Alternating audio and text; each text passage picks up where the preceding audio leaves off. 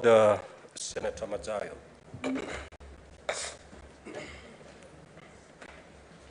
Thank you, Mr. Speaker.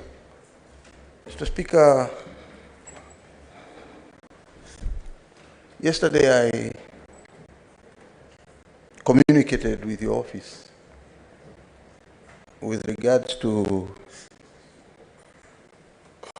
the removal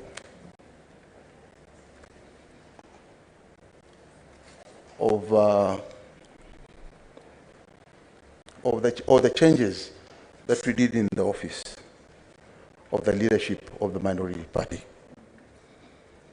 Mr. Speaker, I'm referring to our standing orders number 23, and in particular number 5, 23, 5, and 6. With your kind permission, if you will allow me, let me read it. Basically, it talks on the Senate Minority Leader, Deputy Senate Minority Leader, Senate Minority Whip, and the Deputy Senate Minority Whip. When we come to number 5, it said that the removal of a senator from an office under paragraph 3 shall not take effect until a senator is elected in a manner provided for under paragraph 1. And therefore, coming to number 6, it says, upon a decision being made by the minority party under this standing order, the decision of the party shall be communicated to the Speaker, which I did in writing, together with the minutes of the meeting at which the decision was made, which I did. Number 1, in the case of the removal of the Senate Minority Leader or the Deputy Minority Leader by the Senate Minority Whip. In the case of the removal of the Senate Minority Whip or the Deputy Senate Minority Whip by the Senate Majority Leader. Mr. Speaker, with a lot of respect, there is a precedent we set in this Senate, and it was implemented because the Speaker then realized that we had followed the correct process and there was no complaint,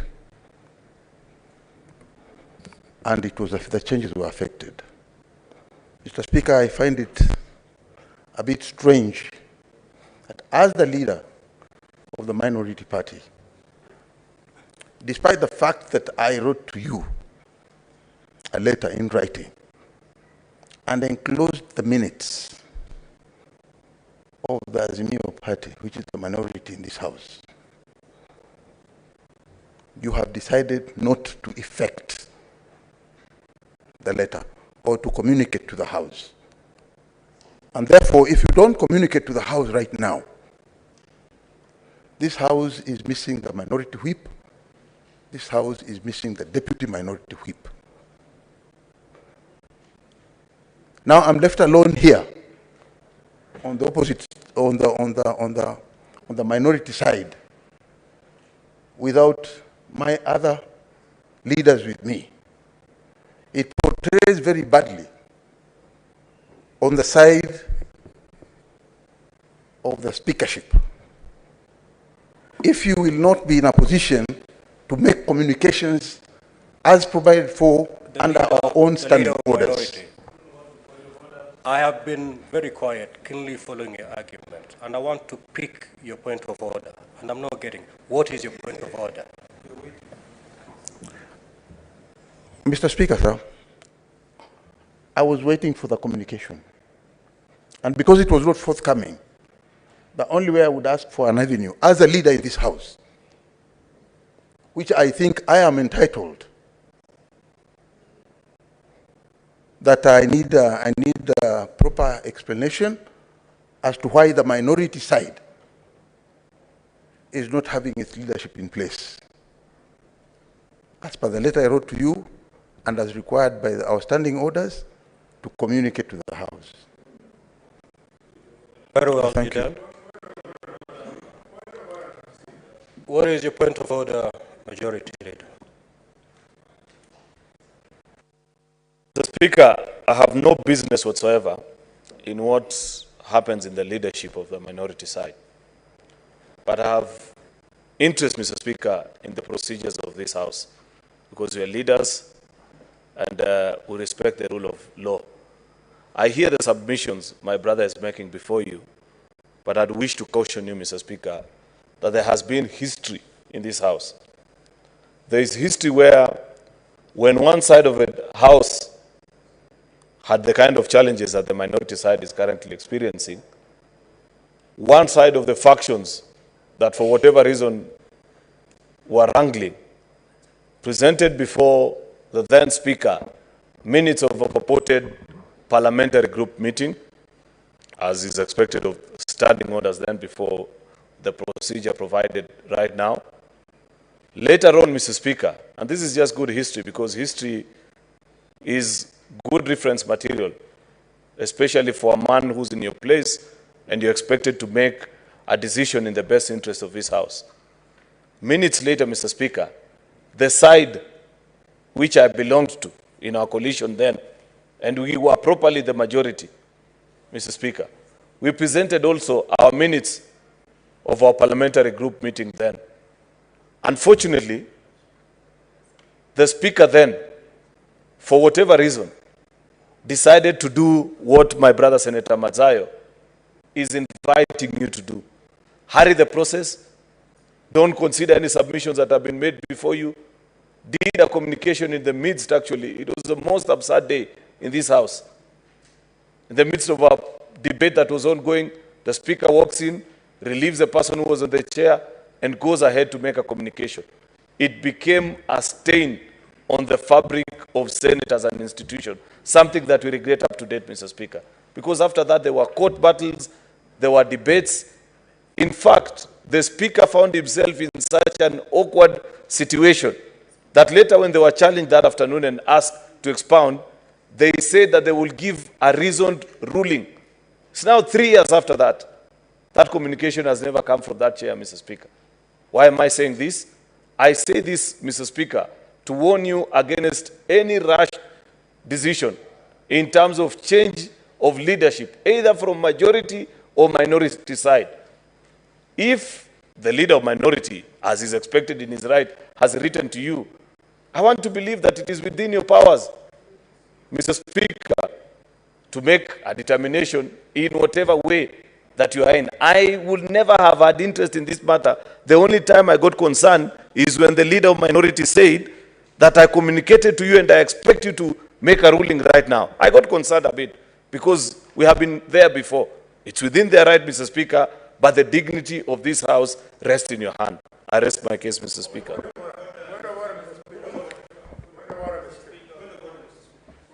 Senator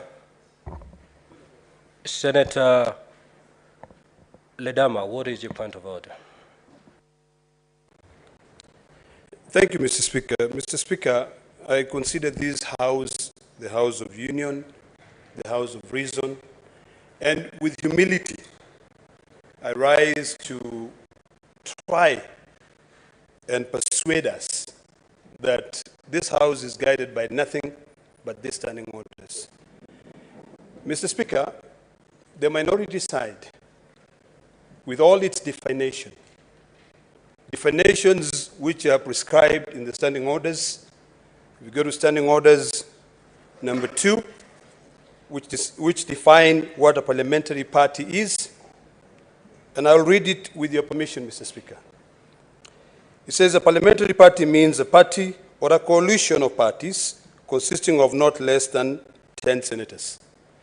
Mr. Speaker, I'd like to beseech you to consider the communication that you received from the minority leader following the standing orders Standing Order number 63, no, number 23, and particularly Standing Order number 23.6, where it says, and I will repeat, it says, upon a decision being made by a minority party under the Standing Order, a decision of the party shall be communicated to the Speaker in writing, together with minutes of the meeting at which the decision was made.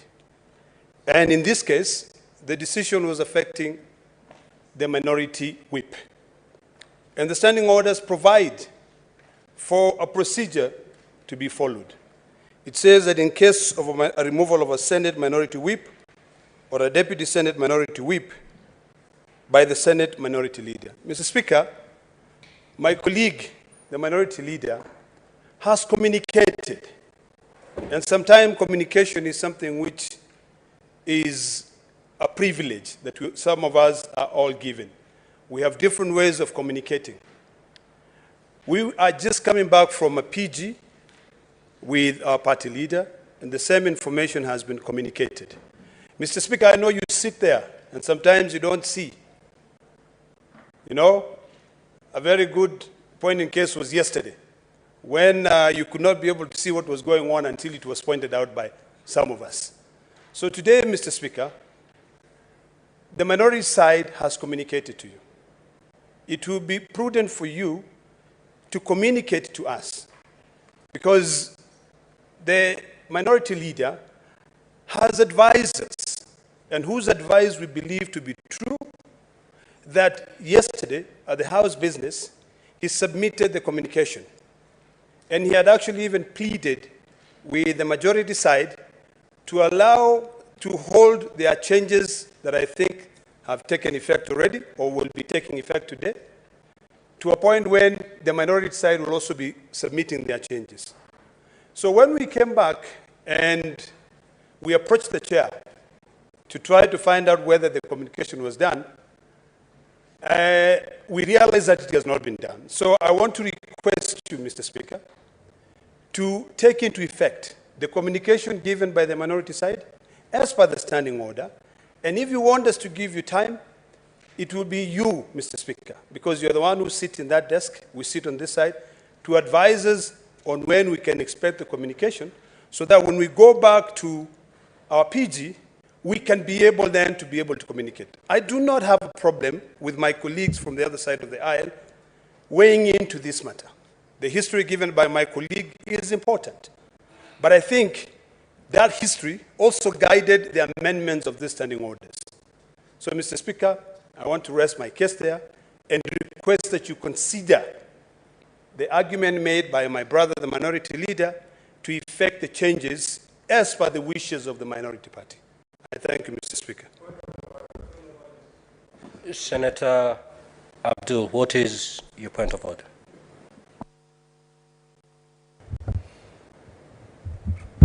Thank you, Mr. Speaker. Mr. Speaker, I will not purport to know what the standing order dictates in this particular moment. But I would just like to take this opportunity to talk to the colleagues on my side. That as far as I'm concerned, in my personal opinion, this is a rash decision. Can I finish? Can the senator be Can I be protected, Speaker? Honorable senators, we spent time yesterday reminding ourselves about the standing orders. And we agreed going forward, we're going to walk the straight and narrow. If you're not going to respect the standing orders, I'm afraid I'd rather preside over an empty chamber, but not preside on a market. May the senator be heard in silence. Senator Sifuna, Senator Haji is on a point of order. The same point of order. Senator Sifuna is the chair to be concerned about his point of order. It is not your concern. It is the chair to wonder what the point of order is. I'm the presiding officer here. Proceed. Thank you, Mr. Speaker, for your protection. Mr. Speaker, I stated earlier that I think, and I said very clearly, I'm talking to my colleagues, and I think this is a rash decision because the way it is portrayed out there and what you're getting from the media is what you're basing your decision on. And as colleagues in the same coalition, I would feel that yourselves as leaders, if you got the wind that there's a problem on the side of Jubilee, that the best thing is to reach out to Jubilee and find out why are the members of Jubilee disgruntled about being in the Azimio coalition. But what you've simply done is to jump into conclusion, get time to punish individual members.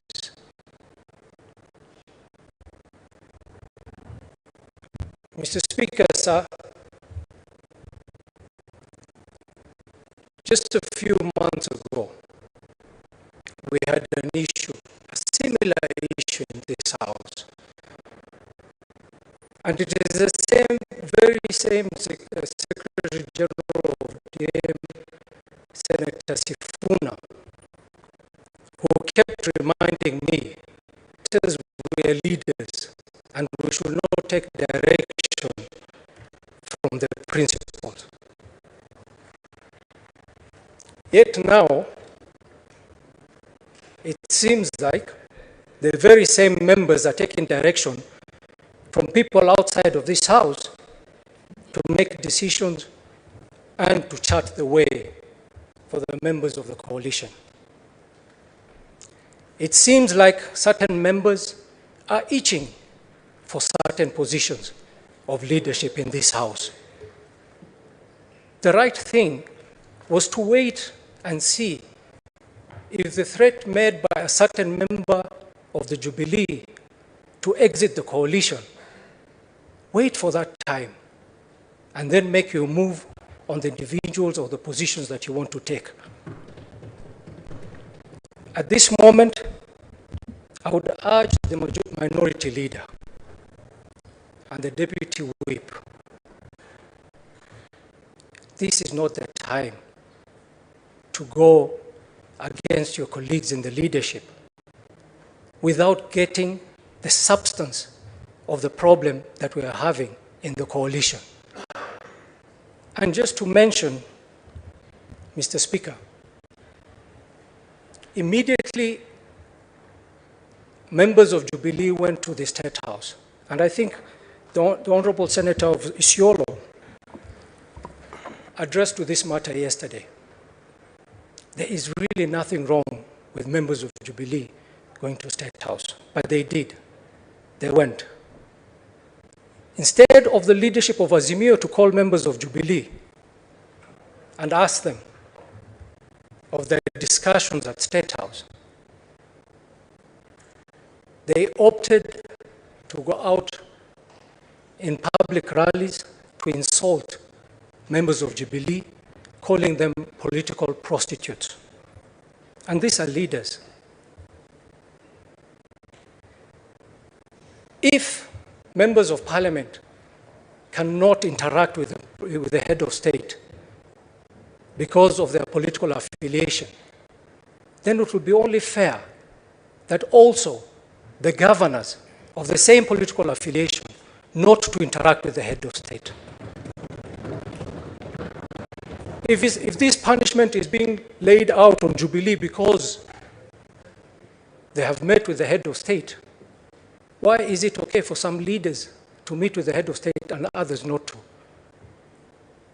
As far as exiting Azimio, I have mentioned it here. It is not a decision that has been reached to the very end. And I would urge the leadership to hold their horses, and for those who are itching for these positions to also wait, because the positions will still be there for the taking. Thank you very much, Mr. Speaker. What is your point of order, Senator Kathuri Murungi?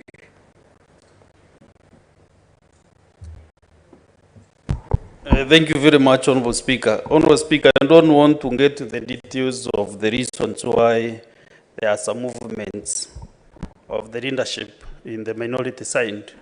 But, Mr. Speaker, I've been struggling to read this standing order 23 all the way to 6B.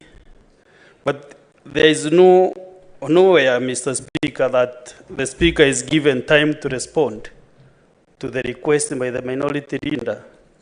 So I find it a bit strange that the minority leader can come in the floor of this House, Mr. Speaker, to demand, and furiously so that you should give a response to him immediately after he has served with the letter, Mr. Speaker. Mr. Speaker, your office is an honorable office. And if, Mr. Speaker, we will not respect it, I think we are moving to the wrong direction. So I will kindly request Honorable Minority Leader to hold your horses and give the office of the Speaker time. And now I'm speaking as a senator of Meru County, not as a deputy speaker. So that we can have respect in this House, Mr. Speaker, we must be given time even to understand the reasons, because the Mbaka at the end of the day will stop at you, Honorable Speaker.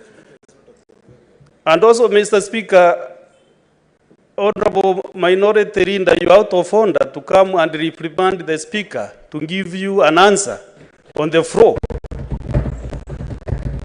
Therefore, I think kindly apologize to the Speaker, give him time to respond to your request. Thank you. Mr. Speaker, yesterday you rightly said, and we supported, I'm rising on standing order number 23.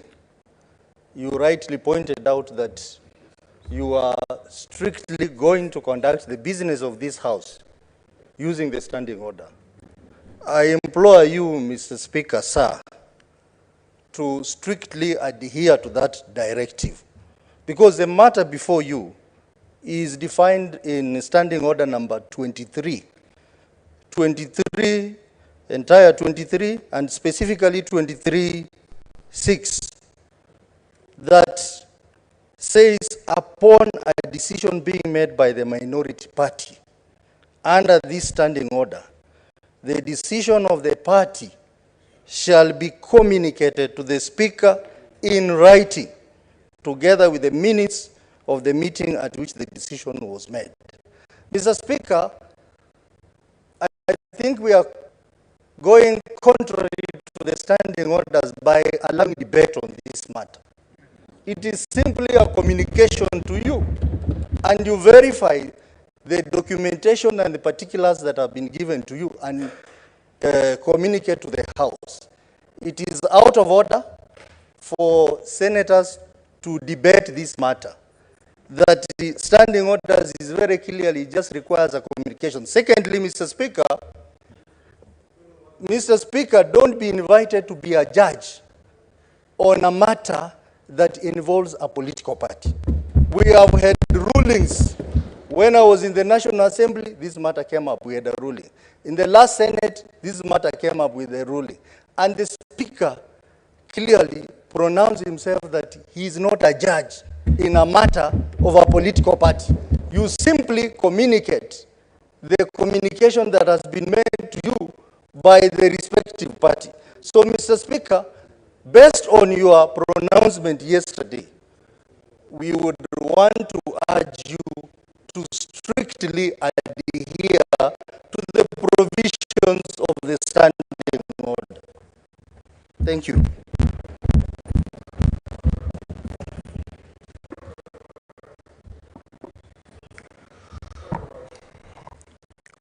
Senators, if you look at your order paper, it is fairly long today. And therefore, we should not entertain unnecessary points of order. When the leader of minority stood to raise a point of order, I followed very keenly to pick what the point of order was all about. And when I couldn't trace the point of order, I asked him, what is the point of order? Still, I couldn't pick the point of order. Indeed, I received a communication yesterday evening from the office of the minority leader indicating changes in the office of the minority whip. It was received beyond 5 p.m. That communication is being processed in the usual manner that every business of this House is processed. I take it disorderly from the minority leader to stand on the floor of this House to basically and indeed frog march the chair by demanding that the chair makes a communication now and now. That communication is being processed in the usual manner, and that communication is going to be made as per the standing orders. There shall be no inordinate delay in that matter. However, having listened to the many points of orders that have been made, while making that communication, I'll be making a ruling on this matter. If the other points of order had not been risen, it would be a straightforward matter, because I'll just abide by the communication from the minority leader. But having listened to senators rise on point of order, it will only be fair that I also address myself to those points of order that have been raised. And therefore, as I communicate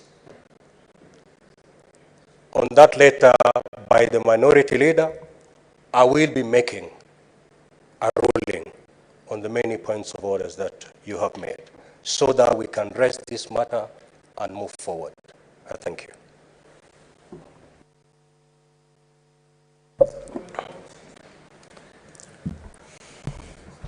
Order number 6, notice of motion.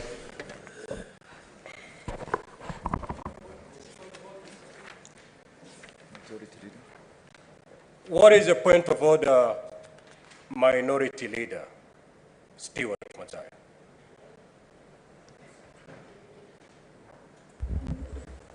Mr. Speaker, as I stated, and I know you have made a ruling on this matter,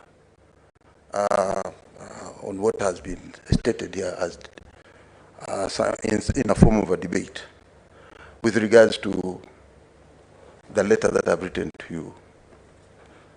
But Mr. Speaker, I only want to pray and hope that we stick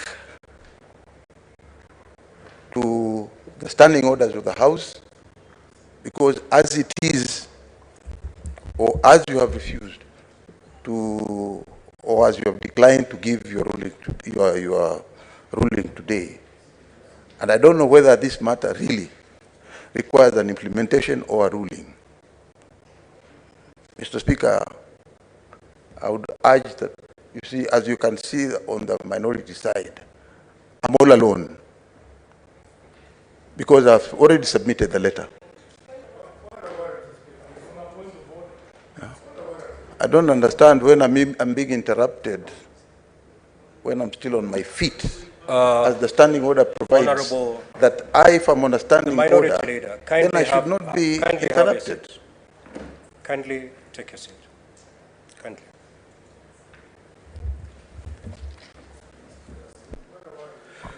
Honorable Senators, please take time to read your standing orders. Please. If you do that, we're going to have minimal interactions. I mean, minimal interjections as we prosecute business before this House. When the chair makes a ruling, you don't revisit that matter. It's here. I allowed the minority leader to stand on a point of order, hoping that he's going to pick on a different matter that I've not ruled on. I've already ruled on that matter. If you're to rise on a point of order, it must be on a very different subject, not on that particular matter. That matter rests until the chair gives its ruling. Thank you. Next order.